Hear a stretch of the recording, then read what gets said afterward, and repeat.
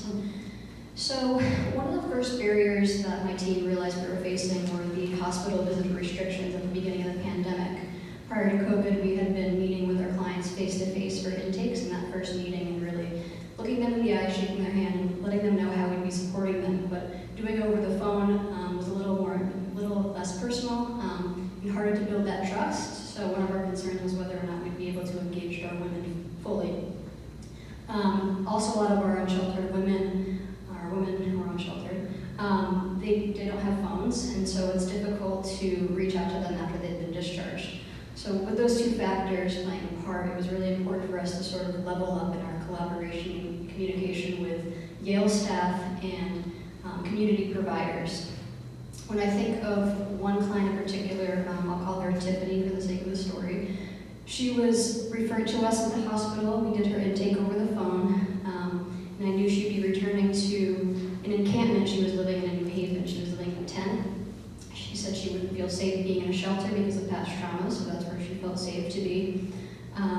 A lot of the collaboration I did was with her community providers, so there's really great street medicine teams out in the community, comprised of nurse practitioners and medical technicians who do a lot of great work with our women, as well as community outreach providers. So a lot of my work comprised of reaching out to them, getting in touch with her twice a week just to really build that rapport, but also let her know I was here to support her in her goals, and one of her main goals was housing. One of the pathways to housing within our community is what's called the Coordinated Access Network, also known as the CAN, which is essentially a citywide initiative that provides housing resources and services to our women and men as well. And I should note that at this time, during COVID, there was a lot of COVID relief funding coming in from the state government through the CARES Act, so those opportunities opened up for a lot of our women as well. Tiffany in particular, after advocating for her to be prioritized on these wait lists, was able to what's called match to supportive housing, which also came with another caseworker who would be able to support her.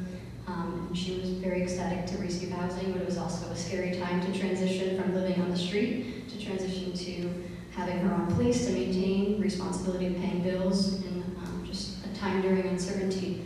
So I was happy that she was able to stay connected to a caseworker, as well as two of my colleagues, Jasenia, who is our peer recovery support specialist, who works with our women in their journey to recovery, whether that's with substance use or mental health, as well as Jennifer, who's our SOAR support specialist, who helps our women navigate the application process for Social Security benefits, so they were increasing their income.